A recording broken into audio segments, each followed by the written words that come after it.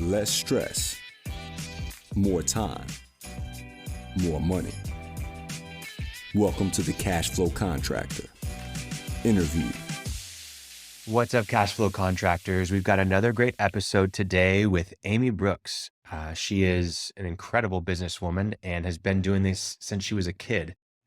You're going to love her story about starting in Oklahoma City under her grandfather and then her father, and now she is a third-generation business owner of City Carbonic, right in the heart of Oklahoma City and where all the growth is happening right now.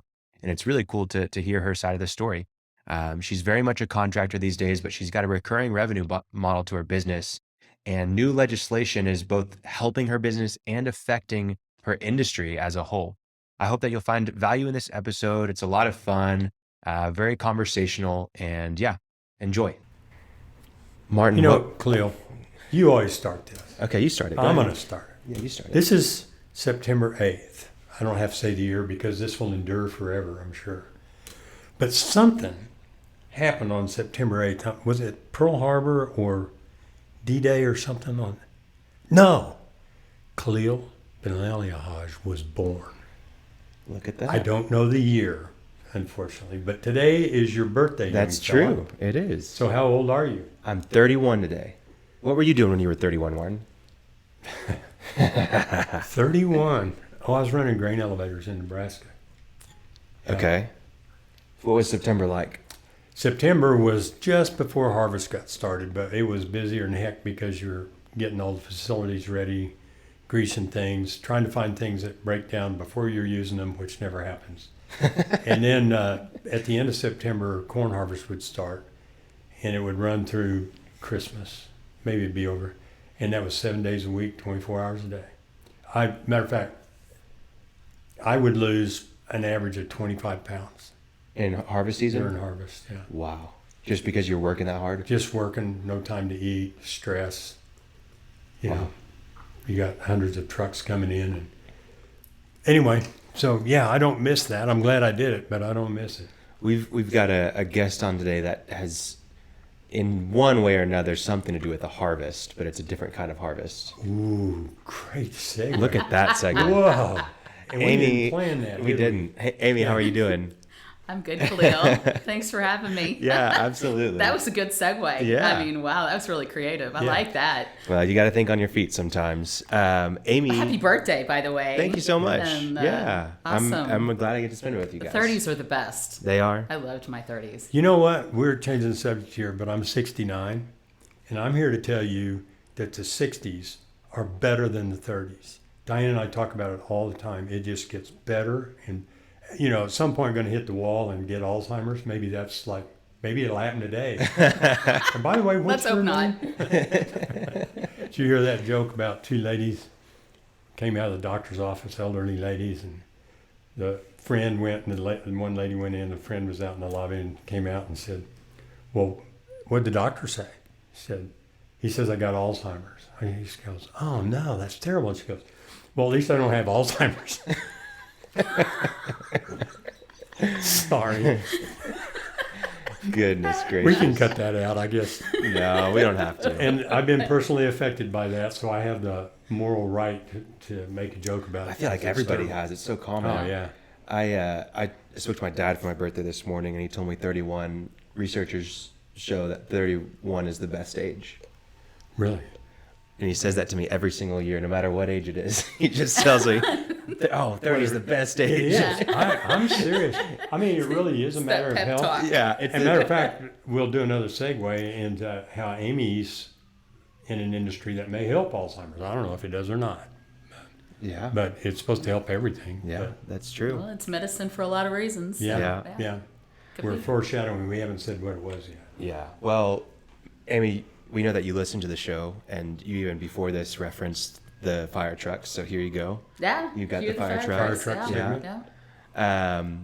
Yeah, let's introduce who you are. Your company is City Carbonic.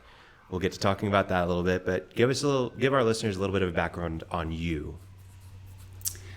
Well, I'm Amy Brooks. I am the managing partner at City Carbonic, which is my family's business. I am third generation in the business. I have been essentially running the business, I guess, for about 25 years now. Yeah. Wow. And Yeah, very cool. And based in Oklahoma City. yes. And you were just telling us about your grandfather's house that was built in 1907, the year of statehood here in Oklahoma. Yep. We're a young state. Yeah. Very interesting. And the building you're in, that area, has been that was the settling point for a lot of people in Oklahoma, right? Yep, absolutely. Very, very interesting. You know, So there's an interesting story that ground was staked out in the land run. in the land run of 1889, and I just read an article years ago. Everybody went in, hit their stakes, and got their plots and everything, and it was a city. I mean, it was set out to be a city. They forgot to put any roads in, so the army got logs and drug them behind horses, north and south, and east and west, and if they went right through your plot, tough luck. But, Wow. we're going to need some streets. So, Right? anyway, I had no idea. yeah. It's amazing. There's probably listeners out there who have no idea what we're talking about, because I felt like land run was kind of common knowledge, but that's probably just because I grew up here in Oklahoma. But yeah, land run, basically the government took land away from an Indian reservation. It used to be a celebrated thing, and I'm quite certain a lot of people don't celebrate it nowadays. Yeah, right. From the other side, but Right. that's where people know University of Oklahoma are the Sooners, Yeah. and it was Boomer Sooner, and Boomers were people who lined up and took off at the cannon, Yeah. and the Sooners were the people who were already out there from last night Yeah. and drove their stake in. Whew, just got here. Right? So we're named after, I mean, it's common knowledge that we're Yeah. pretty much named after criminals. The Sooner State. Yeah, the Sooner State, the Well, criminal state. City Carbonic, let's explain what that is. And it's a little bit, I mean, it's the same, but it's different today than it was when you first started. So let's go back to what it was like when you first started. What was City Carbonic? And what do you do? So in 1944, my grandfather purchased an existing company. My grandfather was a plumber by trade. And he purchased, the company was at that time called the Brian Beatty Company. Okay. And at that time, plumbing and CO2 gas were fairly closely related. Okay. How so? Well, in order to pipe the systems, they would use a plumber Okay. because I assume there was no other skilled tradesmen to do so. Gotcha. Oh, okay, for setting up the... For setting up Setting the up plant. the systems and Yeah. stuff like that. And back in CO2 is the first gas to be packaged in cylinders. Okay. Of all the gases, oxygen, nitrogen, helium, air, etc., it was the first gas to be packaged. Okay. So it's been around in cylinders since the late 1800s. Oh, wow. Yeah. So What's the significance of that? I mean, I understand that CO2 is an important gas in the world, but you probably understand how much really the significance and the importance of it better than anybody. Why is CO2 important? Yeah, how's it used? So CO2 is used as fire suppression in Okay. buildings and whatnot. So, it's a life safety product. It is used in medical applications as well. It is used to freeze food and part of food processing. Is dry ice CO2? Is that right? It's Okay. the solid form of dry Right. ice. Yeah. CO2 is unique in that it can be a solid, liquid, and a gas.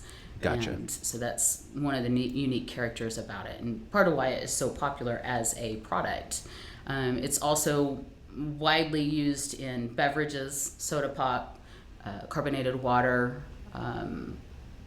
beer, wine, and whatnot. So, and then of course used to enrich cannabis grow facilities to make their plants bigger, better, and Which is a huge part of our conversation today. So, absolutely. started in the 40s. It's been with your family ever since. When was the first time you stepped foot inside of City Carbonic? I grew up in City Carbonic.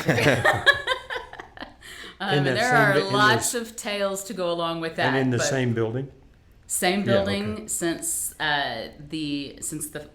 we did have another location, but that street building and whatnot is not even there any longer. So my entire life, it's been at 406 Southwest 4th Street. Wow. So, and I my earliest memories are just, excuse me.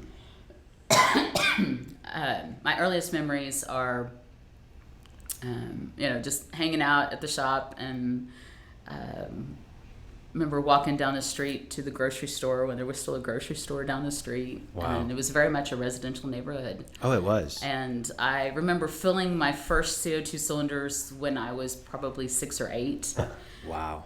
And Can't do that nowadays. That'd be child labor. Yeah. issues. Well, yeah. Man. And so, yeah, I got started at an early age. Yeah. Family business, third generation. You know more statistics on that, Martin, that most businesses don't. Most don't make it to the second To generation. the second generation, Yeah, right? lots of reasons for that. But Yeah. one of the main reasons is most businesses don't have somebody like Amy's dad and then somebody like Amy, right? What do you mean by that? Well, disinterest, want to go to California or Yeah. go to New York, and growing up around it, they just don't have that fire and that interest. And you have to be completely engaged to be a really successful business owner, and it's just hard to find that. Yeah. If you have enough kids, maybe there's one in there, Yeah. but it just usually, and there are other reasons, but that's kind of the general reason is somebody has to want to do it. You got to want to, as Jack Stack said. I think a lot of it has to do with perspective. As with most things in life, our perspective about things is sometimes not always, it's maybe skewed. And so, and I know growing up in the business, and my dad was gone a lot because he was growing the business and whatnot. And when you're young, you maybe only see, well, my dad's not around, or my mom's not around, or whatever that case might be. And it takes maturity and other things to lead you to a perspective to understand why those things happened and why that was important for the company, for the family, for all of our employees' families. And some people just never mature into that, I think. And I've seen that personally in my own professional growth, as how when I started out in the company and I thought, that'll never be me, or whatever, nothing specific, but just in general having those thought processes that I'll never do that, and then maybe something changes, and then the time comes and it's time to do it, and Not always and your interesting. perspective Yeah. about things Yeah. changes. And so I think that's a lot of reason maybe why some families just carry it on. Read it recently and heard it before, but somebody walks in and you say, what, bricklayers out there, what are you doing? I'm laying bricks. And the other guy says, I'm building a church. And the third guy says, I'm honoring my God. They're all doing the same thing, but they have different purpose. Yeah. And I don't know that it's possible to force that on anybody. Well, I don't know where that comes from, but I think maybe that's where you're honoring God a little bit. Yeah. Right. I mean, literally, but also metaphorically. You are engaged, Yeah. right? Yeah. Well, And not because I had to. I never felt pressured to be the next generation. It happened very naturally in my memory, that is. And, there's definitely challenges with it. And I would definitely not say that it's been easy. It has been an honor to continue the legacy that that's in our family, and even to raise the next generation. I was as going to say, well. you might have the next one Yeah, already one's there. on the, 21 years old? He'll be 23 in November. 23. So and you think he's going to be the one to take over? yeah. He's going to have to figure out bookkeeping, but he will. Yeah, I mean, I'm helping him dip his toe into it a little bit at a time, but yeah. Well, let's talk about the applications of CO2. We've talked about its importance, and who are your primary, you 25 years ago, who were the main customers that you had? Who were the target audiences out there? So 25 years ago, and in my career anyways, our primary focus was beverage. Okay. So you're targeting like the restaurants, or are you targeting like the Coca-Cola plants? Or is it both? Yeah, both. Both. Yeah, You kind of have the big cash cow in the Coca-Cola plant, but then you have the restaurants probably doing smaller amounts. Yeah. Okay. Yeah. And what was the service area that you guys had? Was it just in Oklahoma City, or was it statewide? At one point, we served the 5-state area, and we were growing could have grown by a state a month. Oh, wow. At that point. And when was this? That was let's go back just a little bit in the company history. In the early 80s, my dad decided to get into bulk CO2 distribution. And that was a very, he was a very early adopter of that type of distribution. Okay. So, like I said, CO2 has been delivered in cylinders since the 1800s. Right. And until the bulk CO2 became a common thing in the industry, that's how we delivered it. And so you basically hauled around a bunch of steel with a little bit of liquid CO2 in it for restaurants and all the other applications. When the cryogenic bulk tanks became a thing, and what's that? We then were delivering molecules rather than steel. Right. So big tank sitting at the So location. instead bring of gas. delivering 20 pounds of CO2 at a time, we would deliver 300 or 400 pounds of CO2 at a time. Wow. So larger capacity makes, and the advantage was you could deliver more CO2 in one stop. The advantage to the customer was they didn't have to handle cylinders anymore. So it was safer for the restaurants, safer for the managers and the people, and they had a better continuous supply for their fountain than having to change out cylinders. Because when a cylinder ran out, you would stop dispensing a good tasting beverage. Right. And so somebody would have to recognize that and then go to the back, change out the cylinder, so you had an interruption in your quality beverage service. Right.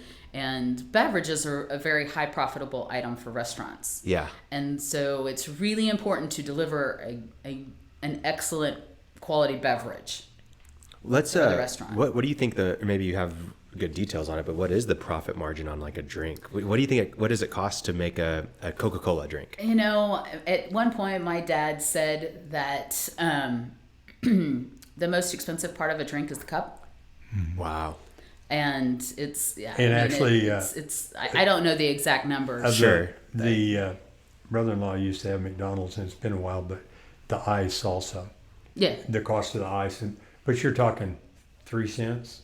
Wow. No. That's so crazy. 4 if there's a there's rapid these inflation going on. If buy you're $1.99 for a Coke or whatever. Oh man, I mean, you can't. $2 is cheap for a drink at a restaurant now. Like you go to Chipotle or whatever, it's $3. You know? Yeah. But what's crazy is Free money. I've been meaning to talk about this on the podcast actually. If you live in Texas or Oklahoma, maybe they're in other states too. Have you seen HTO? Yes. Oh, is that the TEA? Yeah. I've heard about it. I've never seen it. They only sell iced tea. Only thing on the menu. And they have lots of different kinds of iced tea, but that's the only thing. And I guess it's not much different than a coffee shop. But I don't know. I thought they were laundering money, but you drive by it. You drive by. No, they're the criminal activity that needs to have laundered. Yeah. Well, that's Starbucks. Is it It's really $3 tea leaves? for. Yeah, seriously. Are we sure about Well, that? you got this. They got the special. Got to be 21 to enter area. Yeah.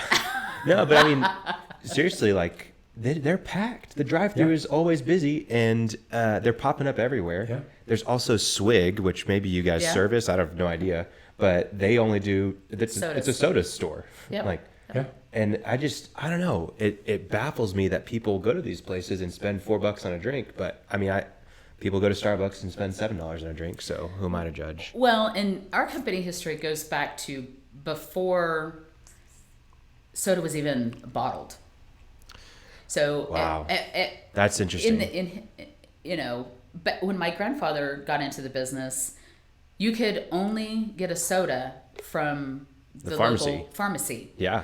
And it wasn't dispensed like it is now. You got the carbonated water and then you added the syrup to it. Yeah. And I've got it was, and even on our we used to sell syrup even, and we had a private labeled syrup as well. So. My wife bought me a Soda Stream 3 or 4 years ago, Christmas present. I'm going, Soda Stream? I probably drink 3 liters a day of just carbonated water. I love it.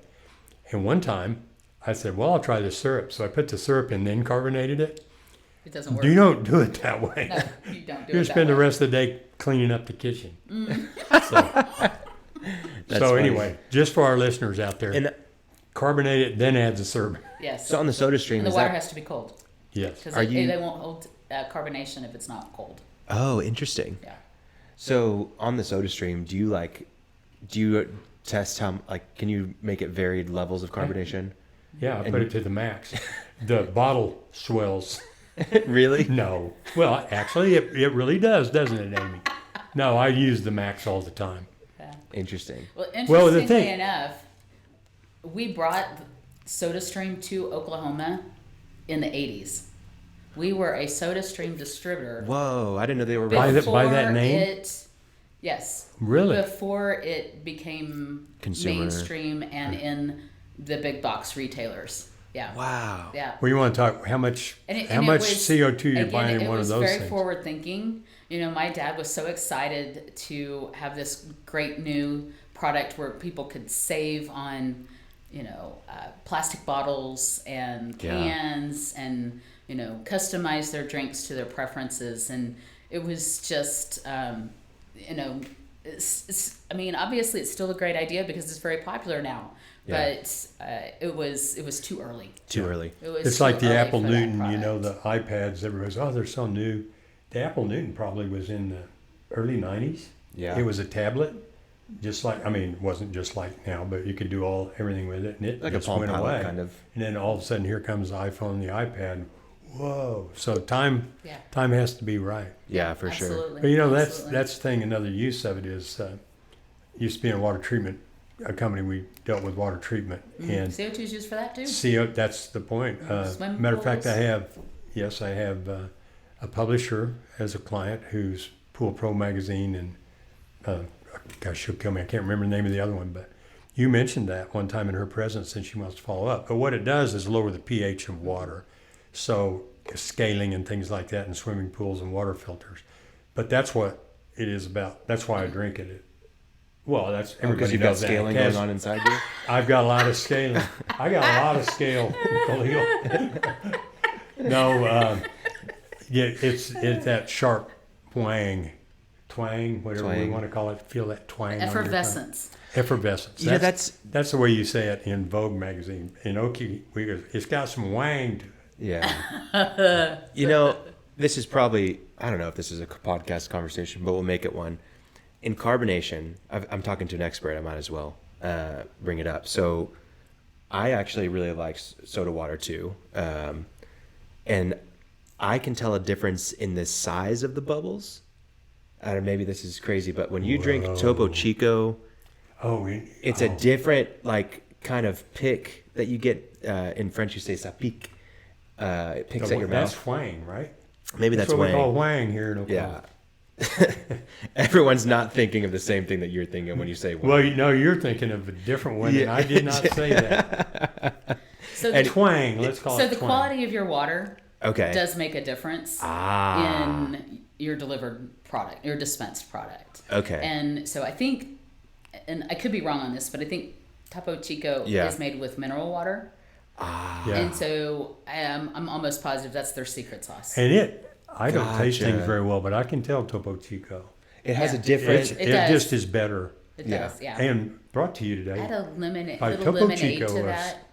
Oh, it's good. God, it's amazing. Yeah. They've actually got, I mean, I don't drink a lot, but their ranch water is a very good beverage.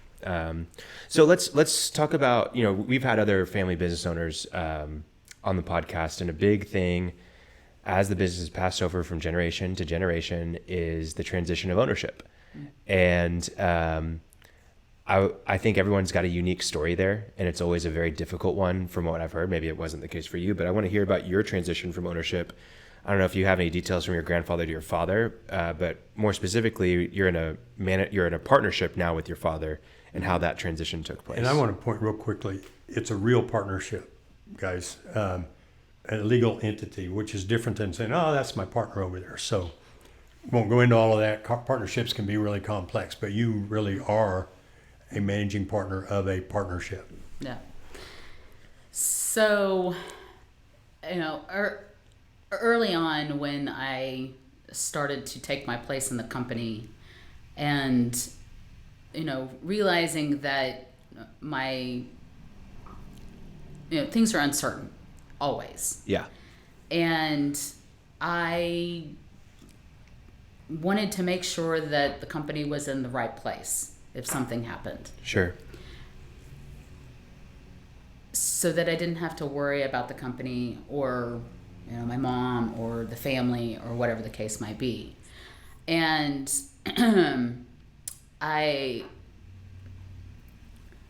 my dad is healthy and has always been healthy, and so it's just I didn't want to. It's a risk. Yeah. When and even though you think you have things completely situated, there's still a risk that you don't. Meaning for succession. For succession, yeah. Because things change, the laws change, and situations change and whatnot, and so it was very important to me that if something happened to my dad, or for me for that fact, that the company would be okay and that I would have the opportunity to, or maybe not the opportunity, that the company would be okay while I dealt with my dad's passing. Sure. Because he deserves that. Yeah. And my family deserves that. And so it was a very difficult conversation to have. And I sat my dad down and I said, we need to get to a point where the company is transitioned for succession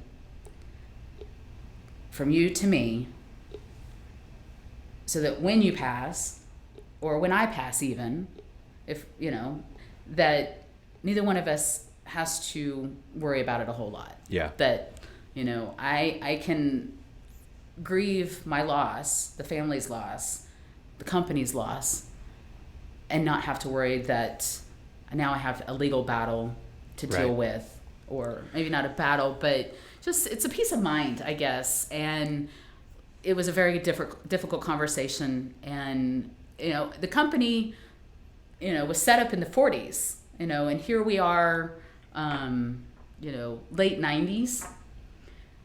And a lot changes. The laws change. And my grandfather passed when I was 6 months old, so I never really knew my grandfather. And there was some messiness in the existing company then. And I didn't even know that. Right. How would you? And, my whole concern was just that it's the adult responsible thing to ensure that the company is in the right place if something happens to its principals. Yeah. And it was hard. It was a learning lesson, and it was a challenge. And I think it made, us better as a company, and me personally, just having gone through that. And, so now, when it comes time to bring in the fourth generation for ownership, that I think having been through that once already is good. That's more than a conversation, though. There's a point where you bring in attorneys and trust attorneys and things like that and codify all this, right? Yep. And, I mean, in my mind, it's everybody understands. If there are going to be fights or misunderstandings or jealousies or, equity balancing, get that done now, not after somebody's passed. And, this is a lot different company than it was in the 90s. Absolutely. I mean, I know that. Yeah. Somebody who might not have been interested in it in the 90s might be really interested in it now. Yeah. We need. Yeah. Yeah. So, Well, I think that's an important thing for listeners to understand. Even if you're not running a family business, that's an important concept to have just for your life. Absolutely. Because you're not guaranteed tomorrow. Sure. And you actually got me onto this, Martin. You were talking about a Trust. yeah, but you had a term for it. You were like a 1-day list or what is it? A death list. A death list. That's what you called it. Yeah. But you were like, hey, I'm gonna have all this sorted out. So if I'm gone, it's all we figured need to out. have somebody on and do that. Yeah, we really do, because it's so important to have those conversations. I remember listening to a interview of Will Smith, not the most popular guy anymore, but he thought his dad was going to pass, and it was like a cancer situation or something like that, and he was going to only have, I think it was 3 weeks or something like that. Wow. In those 3 weeks, he sat down and had every single conversation that needed to happen, emotional, logistical, whatever it needed to be. Well, 3 months go by and he hasn't left his dad's side, and they talk about everything and anything under the sun, to where now there's no worry that when he passes, it's like we've covered every base. He ended up living for another 10 years. And the next 10 years were some of the most like impactful years that he had with his dad, because there was never that untouched base in those 10 years. And there was so much clarity and truth and meaning behind every interaction, and they treated every interaction like it could be the last. And I think that we don't do that often enough. We're so worried, we're so focused on the things that are happening today and the things that we have to take care of right now, that we don't really take a step back and think about the succession plan for our business, or, how we're going to have our death list of what, what's the will, where's the trust, all Real that quickly stuff. on that too. It's what I call the difference between changing the oil and running out of gas. Everybody knows you need to change the oil in your vehicle, but I don't have to right now, and I'm busy. Yep.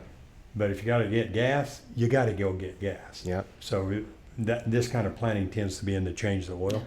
And one of the things, and we'll get back to gas here because there's a lot of interesting stuff, but when you do have a death list, I tried to reduce everything. My wife wanted she goes, give me a piece of paper and put it in the dresser. And it's got everything on it. I mean, who the advisors are, what bank account. She's got her own. I need to know where hers are too. Mm-hmm. Yeah. It's got it all on there. And the problem with that, It if changes. you do that this weekend and you look at it next weekend, you It's go, different. oh crap, I changed all the. Anyway, so you have to, Yeah. but at least there's a starting place. You've got advisors, you've got places to look. You've got, we're in this bank and that bank. But, Yeah. So you're still doing that too, are you not? Can I Amy? tell a quick story? Yeah, go ahead. Sure. So the first time that I got to run the company by myself, I was a senior in high school. My parents had earned a vacation from one of the companies we did business with back then, and so they had not been on a vacation. I mean, vacations weren't something we did when I was a kid. Sure. And I remember one that we went on as a family. But anyways, so they were going to, I think it was Cancun. Right. I mean, this was like a really big deal for them. And so they ran the company together. And so they didn't have anybody to run the company. I was working in the company, but I was still in high school. Yeah. So I took a couple of days off out of school to come down and run the company while they were gone. And my dad says before he leaves, he says, if anything happens to us, call the banker. The banker will take care of everything else. And so that was his sage advice. And you know, so Well, I look back at that and I'm like, well, I mean, the banker's really important, and yes, absolutely, that would be my advice. But also, I mean, in hindsight, I wasn't even a signer, so there wouldn't. Back then, it was probably something he could have done. But nowadays, if you're not a signer and you don't know, it ain't happening today. Well, the other thing, I deal with all of my clients. We're looking for building a highly profitable business that can work without the owner.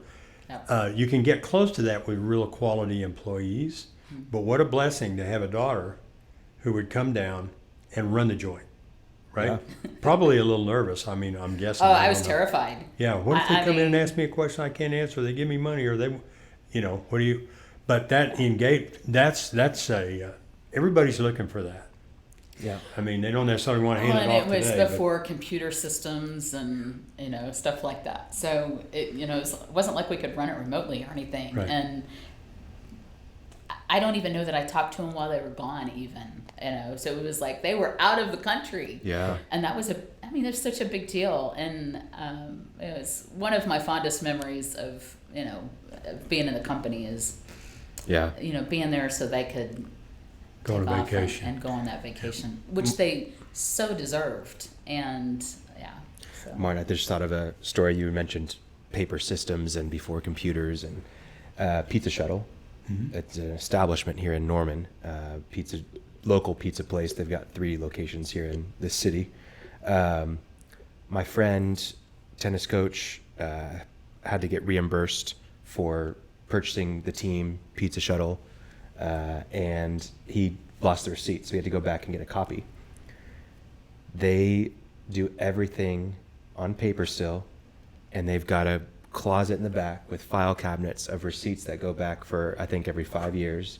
And they went and they found the day that he had purchased it, and then went through each paper written receipt, and found his card. Oh, And God. I mean, I laughed so hard because I thought, amazing. I didn't think that, especially like a restaurant, I'm sure there are some businesses that can still operate like that, but someone that's doing that many transactions and still using paper The search function systems. involves a flashlight. It's probably Well, and isn't it fantastic that they actually did that for him? Oh, absolutely. Because a lot of places would be just like, Sorry, we don't can't have- find it. We don't have that information. I mean, they're organized. So, Yeah. yeah, Yeah. that's remarkable. Good for them. Yeah. So, It's great you, customer service. yeah, for sure. So you had that conversation with your dad in the 90s. You set up with attorneys a legal partnership. Is it just split 50-50? Is that how it works? Or is he more? He's majority. Okay, he's majority still. Yeah. But you've set it up to where now, as succession continues, when he passes and so on and so Yeah. forth, that it's going to be okay and Yeah. it's going to be Yeah. proper, Yeah. right? We got to tweak it some more, but yeah. And it's- yeah, you'll always have to tweak it, Yeah. but you're not going to have to overhaul it. Yeah, I feel a lot more confident and comfortable with it, where it is, and we're working on revisions and. How long did that process take? So it seems like we started it maybe in the summer of 2011, Okay. and started with the attorneys and whatnot, and I think it was officially formed in December of 2011. We went through the first quarter on the old company of 2012, and then second quarter, April 1st, 2012, is when we went live with the new company. So really Had to set up Almost all 10 new, months. all new tax accounts. Yeah. You know, When you get- it's withholding, detailed. sales tax, it was a new entity, and Yeah. it was really, it was kind of like a fresh start Mm-hmm. for a really old company. I started over with new books, the whole night. Yeah. Wow. So And that's the thing, that's why it took 10 months to do it, and they were all healthy. They were all you guys were intentionally working on it. Mm-hmm. Imagine when someone's not healthy and you're trying to figure all that out. Someone's got cancer or whatever it is, and you've got to try to work on this. You can't grieve properly. You can't right. do the things that you want to do. So absolutely, I worry for especially my generation and the generation below me, that these important, pillar things, these oil versus the gas, like your analogy, are going to be so overlooked because we're training our brains with the technology that we have today and the way that we're pulled into just the urgent by notifications on our phones and FOMO and all this kind of stuff, that we're only thinking about the urgent. We're only thinking about the gas in our car and never thinking about the oil. And if this is the way that we're going to operate businesses and handle family dynamics and all that kind of stuff, there's real issues there. I agree with you 100%. The only thing is, I don't think it's a subgenerational thing. It's true of Every generation. I don't know I what think so, percentage, too. but probably 80% of people don't have a will, which would be the most fundamental. What do I need a will for? I don't know anything. Well, there's stuff. So There's stuff for sure. but we have to do a podcast on that. Yeah, we will. We'll find someone who can. And bring in somebody really qualified, so it's not me For sure. giving legal advice. Well, let's talk about the transition of the business to the growth that you've experienced recently.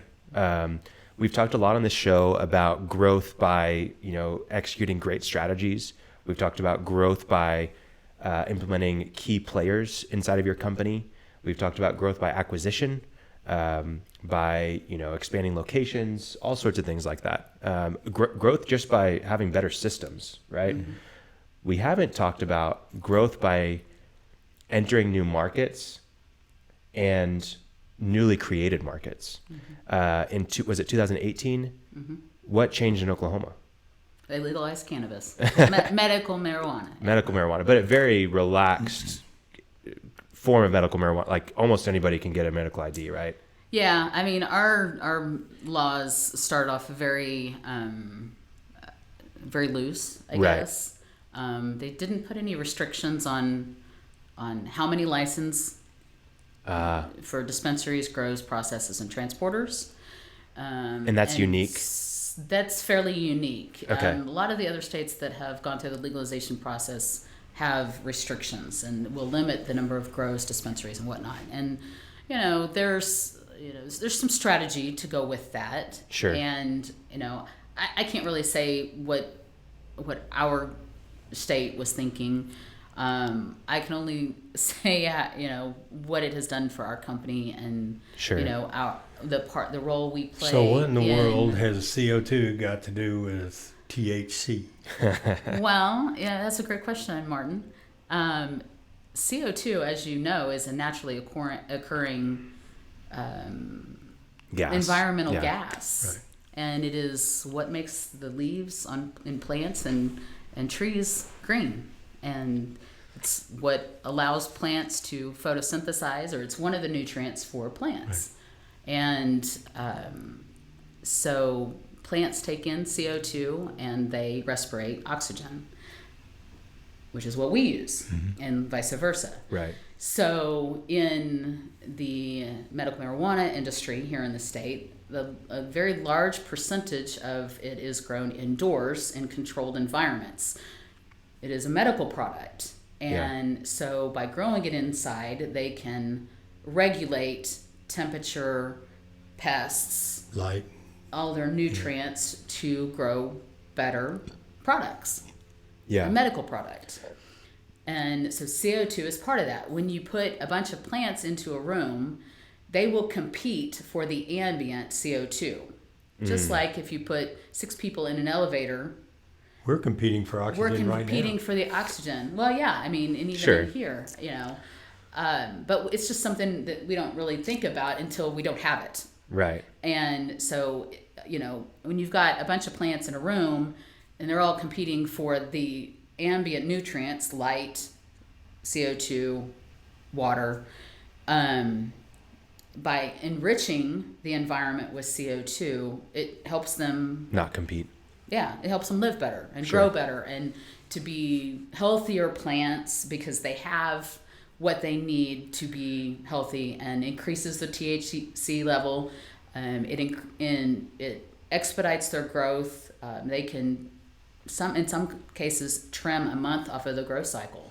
So it's about a 3 to 4 month growth process, and which, and so we can help speed that up. Yeah.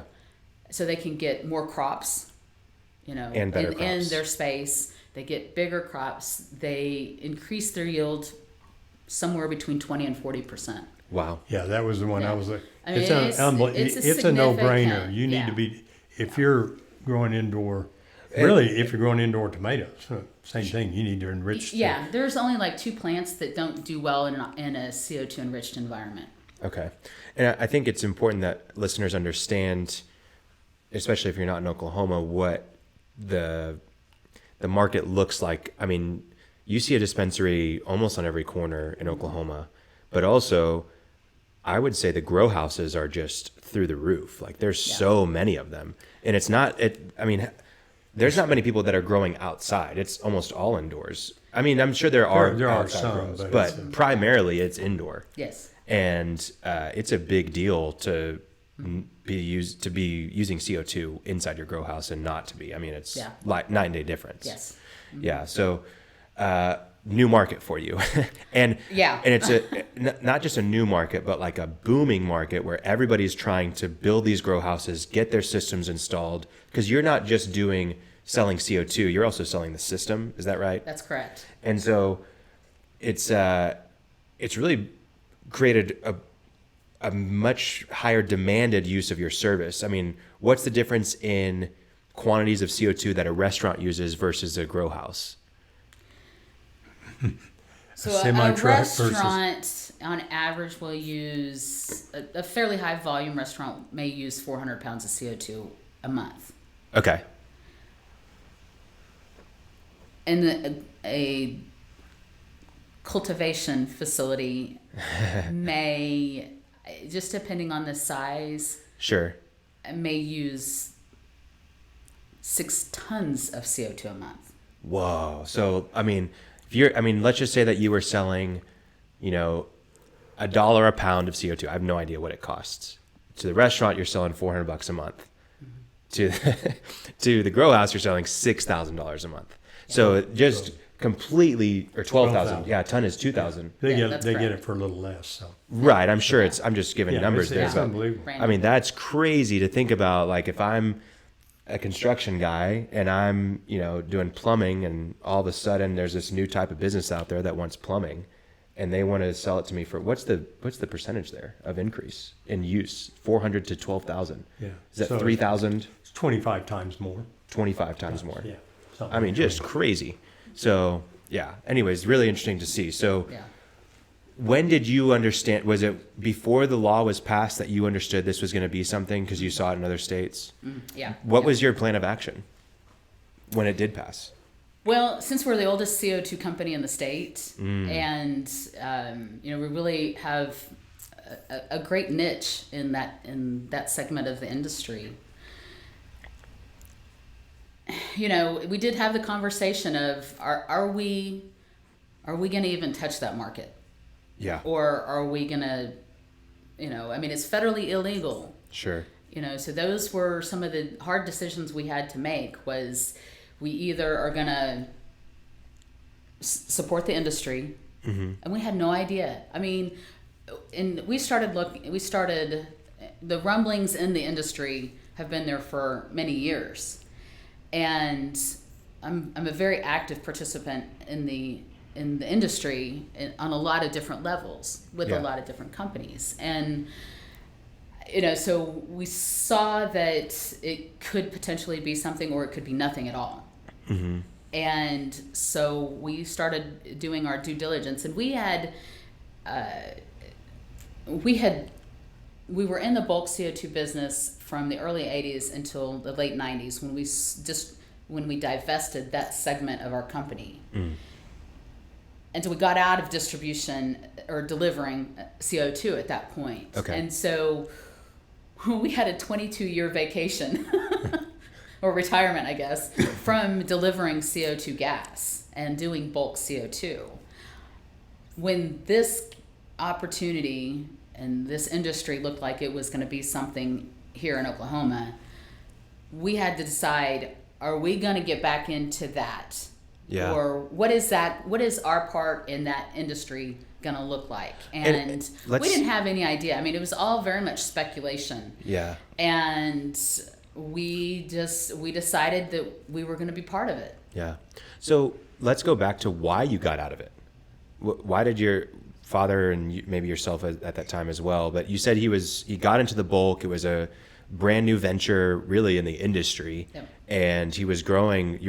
Could have grown at a clip of a state a month. Yep. But you were in a 5-state area. What happened? Well, we faced some challenges with capital.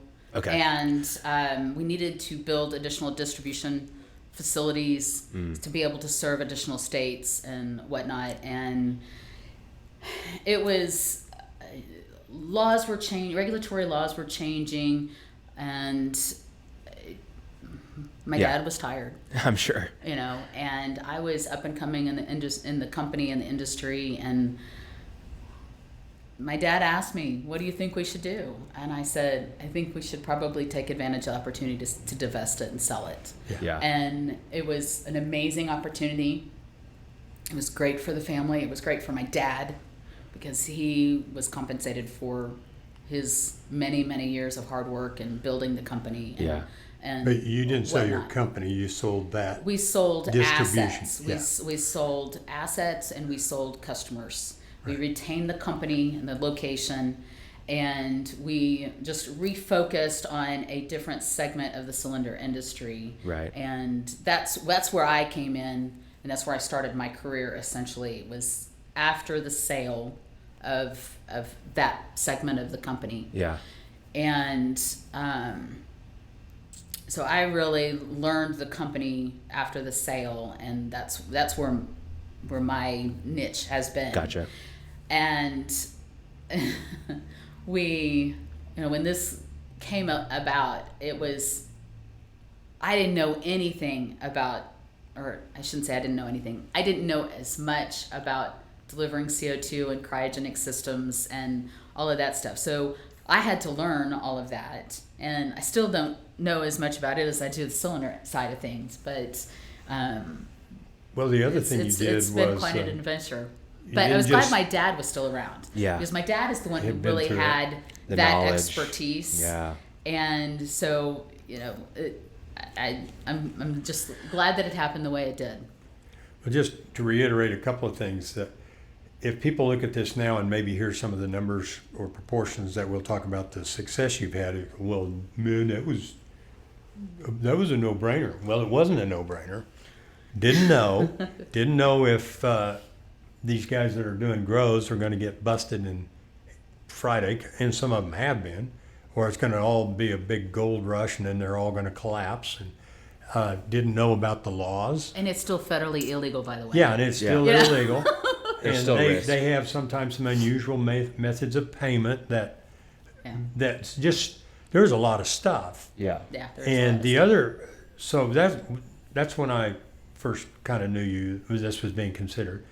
There was another thing that was a kind of a tipping point decision. That one, we're going to go do this. Two was, I remember talking to you, I said, well, you need a salesman. And you said, I am the salesman.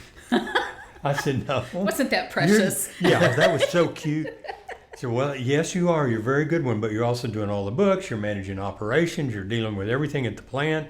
You're ordering product and I was so just tired. scheduling, and you're doing all that stuff you needed. And you pulled the trigger on that, which was not insubstantial. I'm going to say lucky. I mean, it was not just luck, but you got a good one the first time. Yeah. And he blew it up. Yeah. And then you, in addition to selling gas, took the time to learn the law, meaning fire marshal type law. CO2 isn't a poison, but you get over 1,500 parts per million. Natural, walking around is 400 right now. Right. That's causing climate change. They like to enrich to 1,300, something like Yep, that. yep. If it goes to 1,500 parts per million, it's more danger of asphyxiation, I think. Well, asphyxiation doesn't occur till we're up around 30, 50,000 ppm. Okay. So it's much. But they much, want you to get out of there at 1,500, right? Oh, isn't that where the so alarms go off? CO2 can asphyxiate you. It will deplete the oxygen in your body. So too much of it is a bad thing, and it will. For us. It can kill you. And so when we're intentionally leaking off CO2 into a room, we want to make sure we do that safely. Yeah. And so that was one of the early decisions that we made was, if we're going to do this, then we want to make sure that we're doing it safely and help our customers understand that this is a fantastic concept, but we have to do it safely. Yeah. And so, that has been part of And that manifests as equipment, yeah. Sensors, alarms, Yeah. actuators that open up vents and things like that. Yeah. And that's what also makes you more of a contractor, is that you're actually Yeah, you do the installing the whole stuff. thing. You're doing the Correct. build We're out. dealing with building permits and Yeah. city and state permits, licensure, and And I think that, we've talked so many times about how shortcuts lead to dead ends, and people that, make decisions that go against the law, or the regulations or whatever, it ends up coming to bite you if you're not doing it right. And I think that's where, you can really set yourself apart. It can be a unique value proposition to be the expert at the regulations, and I'm talking mainly specifically about the fire marshal, city codes, all that stuff. When you are the expert in that, and you actually have the city officials, the fire marshal on your side, I mean, I can't imagine that you have a competitor that's getting a smoother process with them and more referrals than you are from the fire marshals. Because ultimately, you probably get uneducated buyers who are only calling you because the fire marshal said that they needed to call you. Is that happening? Yeah, we get Maybe. that quite a bit. Yeah. Yeah. Maybe. And Maybe the fire marshal gives them our name. And it's so important to do things the right way and to value those relationships the way that you do, because it can really make everything so much easier for you as a company. And I'm sure you guys experience that on a daily basis. A lot of times we will get calls because the fire marshal's been around and the company that they were doing business with doesn't install the equipment, and they just will put the gas out, and it's the customer's responsibility to get it piped and all that stuff. It's like doing your own plumbing in your own house. Yeah. Versus hiring a plumbing contractor. Right. Or something along those lines. Yeah, for sure. It can be done, but you might make some mistakes along the way. And this is a life safety product, or this is a life safety concern. Sure. And, we've got 100 plus years of company history. Mm-hmm. That's really important, and people's lives are really important, and safety is really important. And so that's, one of the things that I learned early on in my career from my dad. He really groomed me to have that culture of, if we're going to do it, we're going to do it the safe way and according to regulations, compliance, and whatnot. Do it right. Yeah. Yep.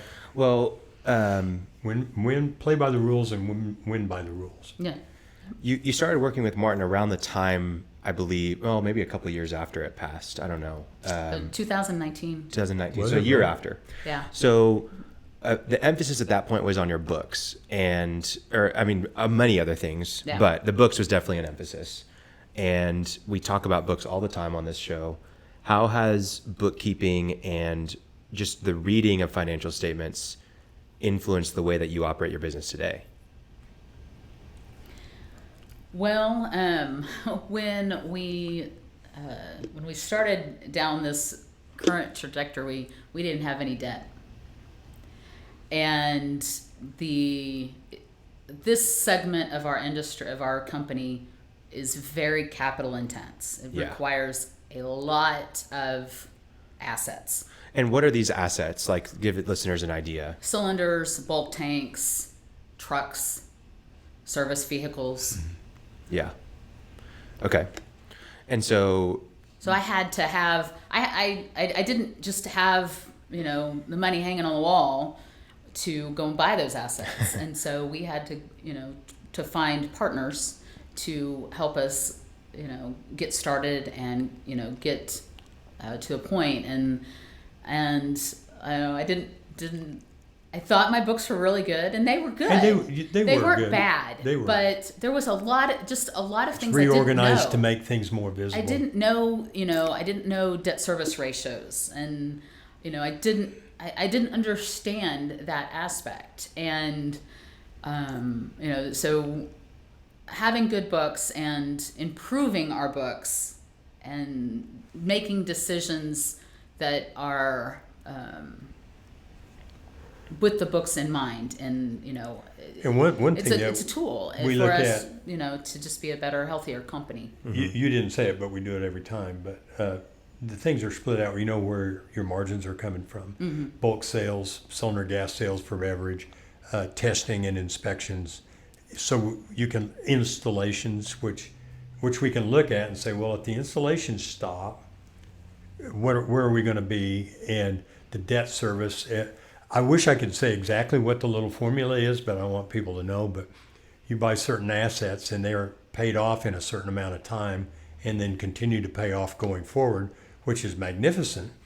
But during that first part there, you're paying out more than they don't cash flow, but they absolutely make money after about 3 years or in that 5 range. years, yeah. So it's a little bit Depends of a on risk the to do asset. that. We talk about that every time we talk. Where are we? What would happen if it quit?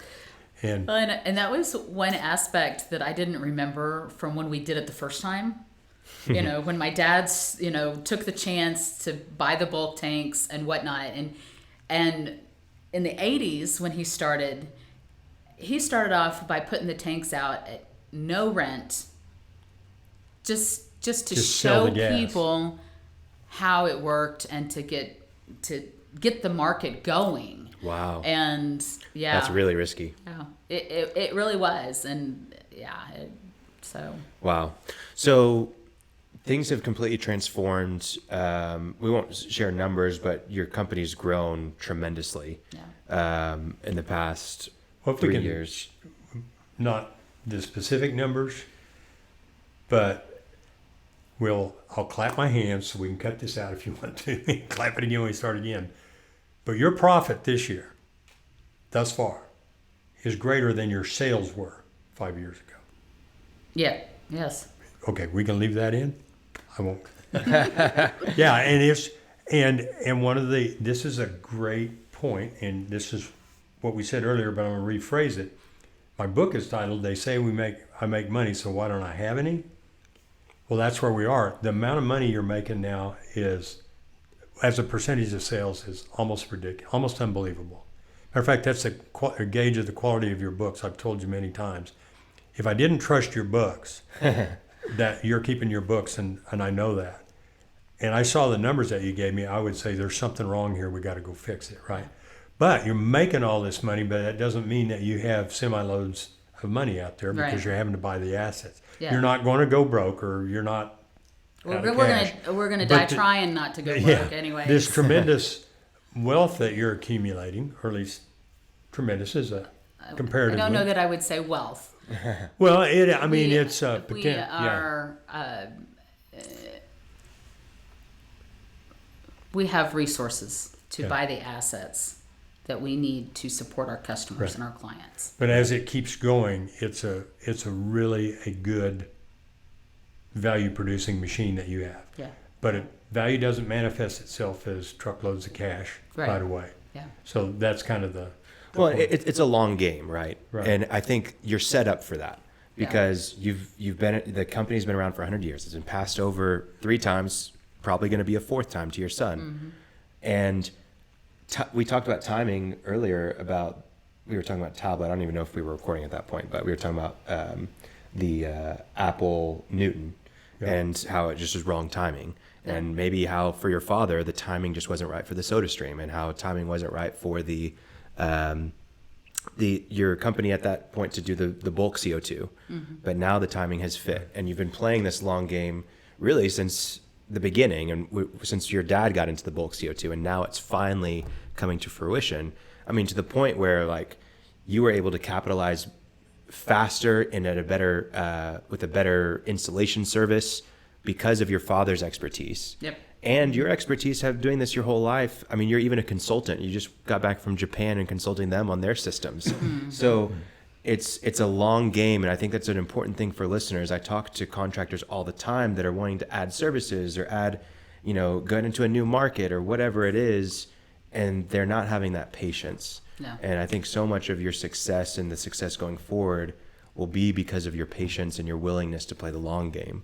Yeah. We talk about delayed gratification quite a bit on this podcast, but such an important thing. And We've been Well, go a lot ahead. of companies have gotten into working in the cannabis industry because it's a gold rush. It's a gold rush. Jump in. And we are so grateful for our clients and the opportunity to serve our customers, and not just our cannabis, but every single customer. And it is not, for our company, it's not a gold rush. It is. This is our business. This is our family's livelihood, and we don't intend to be here just while cannabis is here. No. We intend to be here as long as humanly possible, another 100 years if possible.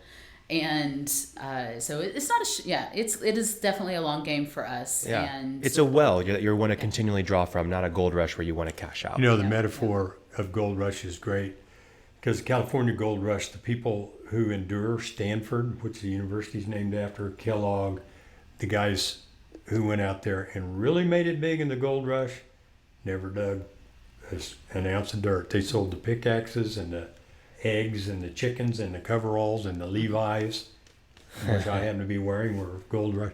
They were the people who supported the gold rushers, right? They built the enduring. That's so interesting. I didn't know that. Yeah. So one thing we haven't talked about, and we didn't talk about before this, and maybe I'm off base here, but carbon capture has been a huge thing in really globally because of climate change, all that kind of stuff. But I know that there have been carbon tax credits given out for carbon capture and storage, and utilization is part of that. I think it's 45Q is the tax law, and the Inflation Reduction Act just passed last month, and that increased the incentives like 3x at least. I mean, you can make quite a bit of money on this stuff. Does that have anything to do with your business at all on the carbon capture side? We're kind of the opposite. Well, because you can still we're recycling through them. There are some companies that are sequestering it and not distributing it, and Sure. so I mean, we are actually in a nationwide CO2 shortage. I was going to say the And great part irony of that is a challenge. because of sequestration. Wow. Okay. So that's I affecting. mean, there's a lot of reasons for it, but Supply chain is chain right hideous. now is supply chain for CO2 is like Can't get it. critical. Yeah. Wow. I mean, I've never seen anything like this in our company history. Matter of fact, when we were evaluating risk going forward and looking at buying all these assets, which you got to pay for whether you're selling anything or not, Was the not even on last our thing radar. that ever crossed my mind was you wouldn't be able to get CO2. And now it is the issue. So We've done an amazing job of selling CO2 to not have CO2. It's very difficult. It's very difficult to tell your customer, and they're not very happy with us, and I hate that, because it is definitely not our intention to not serve our customers. We just don't. I mean, it is. You can get what you It can is get. in a very, very high demand for a lot of reasons. I mean, there's CO2 consumption, regardless of cannabis or beverage, is at an all-time high. wow. And a lot of people blame cannabis. Maybe it is. On the uses of CO2, on the graph of the uses of CO2, cannabis doesn't even have a place. It's because Swig opened up and they're selling soda, and there's a line out on the main roads because of it. No. Well, we need to start taking helium and using it instead, and then you get those two German guys that have helium beer. Oh, I've never You've seen never that. seen that? That's pretty old, but these two, I mean, it's Oh, I guess it makes it Is that carbonated like too. carbonated coffee? yeah, and they're drinking beer. They're two German guys. It's funnier than They're that. drinking helium beer. Helium, just Google or YouTube helium beer. And I'm not going to make these Lauren guys- put that in the show notes because that would be too much. No, it's unbelievable. But they're, and they're cracking up and That's so drinking good. That's helium beer. funny. Okay, so that's affecting your industry pretty big. So that's one of the challenges moving forward. And do you think it's because people are getting paid to sequester it and to keep it from being utilized? That's part of it. Part of it's logistics. Not enough CDL licensed drivers. CO2 is a byproduct Right. of several different processes: ethanol production, fertilizer production, Natural gas. natural gas. Yeah. And so there's a process that has to happen in order to get through the liquefaction process to get CO2 captured, so that it's in a place where we can use it and sell it. And if the feed source, the ethanol plant, the fertilizer, whatever, if that goes down for whatever reason or has other environmental challenges, if it's a bad year for corn, they're not making ethanol, which means they're not making CO2 also. Right. During COVID, a lot of people stopped driving cars. So ethanol demand Went down. became almost non-existent. Yeah. And so a lot of the ethanol plants stopped producing CO2.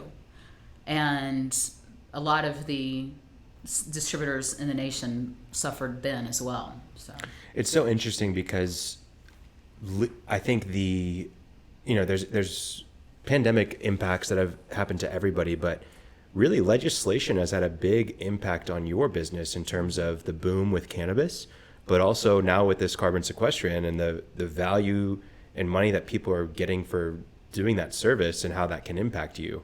yeah. It's so interesting because I think that sure, legislation can impact contractors, but you don't see very big examples like this that are very obvious and in the news, that often. So it's really interesting to see. Well, man, this has been a really interesting conversation. I think that the value that listeners can get from this is to understand so much about the transition of ownership, the value of playing the long game and being patient, the value of paying attention to the laws and to legislation, but also going by the book, operating that way. Making timely decisions. Deciding to do it was Taking the risk. hiring a salesperson. We hadn't got to it, but you've also hired a general manager to free you up. We've hired different help with the accounting. So Yeah. made a lot of decisions that are kind of scary, but bite-sized chunks. Yeah. And done it, and it's paying off. And making the decisions using really good books, like Right. high You do it with quality information. books. Very, very valuable. So how can people connect with you if they want to reach out to you? Your website? Yeah, citycarbonic.com is No our S. website. No No S. S on the end. It's City Carbonic. So you can reach me via email, amy@citycarbonic.com. Okay, perfect. Well, it's been great having you on, Amy. Thank you so much for Thanks for joining having me, us. Khalil, And Martin. yeah, we hope to talk to you Fun. soon. Yeah, it was great. Happy Appreciate birthday, it. Khalil. Yeah. Well, thank you. This is where we're going to cheers with a champagne toast. There you go. Yeah. Cheers. There's CO2 in champagne too, right? I think it is. I don't know about that. I think it's naturally occurring. I don't know. It is, honestly, but I think 'cause- it's CO2. yeah. Well, there you go. It's Yeah, only so- champagne if it comes from an area of France, right? Right. That's right. true. Yeah. So They don't have CO2 in France. They outlawed it. it's all sequestered Okay. there. Now I They don't gotta have go any look soda up there what the either. gas is. That's I gotta funny. find out what it is. Okay. Thanks, Amy. Thanks, guys. Hey, Cashflow Contractors, thank you so much for checking out this episode with Amy Brooks. We were so thrilled to have her on. Please go check her out on her website. You can find it in the show notes. Also, please go share this episode, share our podcast, leave us a 5-star review, do anything you can to promote this show for us. We'd really like to grow our audience, and we appreciate everything that you do for us. Always a pleasure. We'll see you on the next one.